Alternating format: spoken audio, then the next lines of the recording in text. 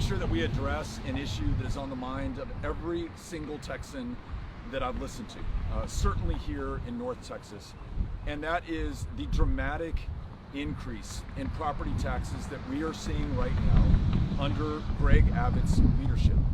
In the 7 years that he's been governor, property taxes have gone up $20 billion in the state of Texas. That's an increase of 40% over where we were when he first began. I just left a meeting in Fannin County where one resident there told me that she is being priced out of her home right now. She just got her appraisal in. And with that increase in the appraisal, with the increase in the property taxes that she's paying, she wonders whether she's going to be able to stay in her home. Part of the reason we wanted to be here in South Oak Cliff is we're hearing this from residents in this community. Folks who've lived here their entire lives, maybe generations in their family, who are about to get priced out of their homes and priced out of this neighborhood. That's why we're so excited to be joined by one of the neighborhood leaders here, Alondra Lyons, who's going to be joining us shortly. When you add this increase, this inflation in property taxes that we're seeing under Greg Abbott to the other inflation that he's causing, for example, the average ratepayer in the state of Texas is paying $50 more per month in their utility bills than they did a year ago.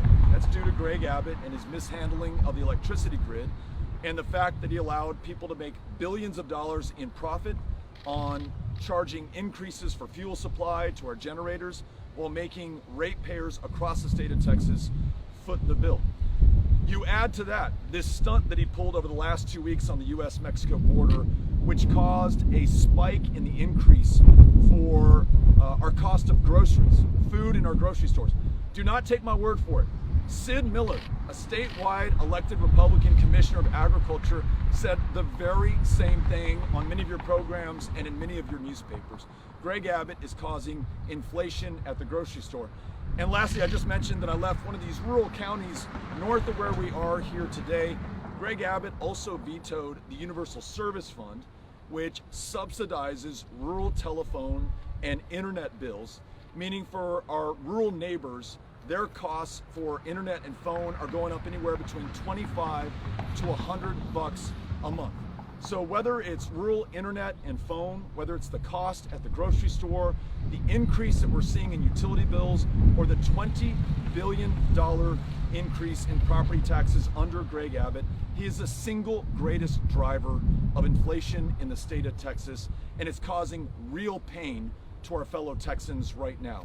Here are a few ideas that I have after listening to my fellow Texans for how we're going to get a handle on this and bring property tax relief to our fellow Texans.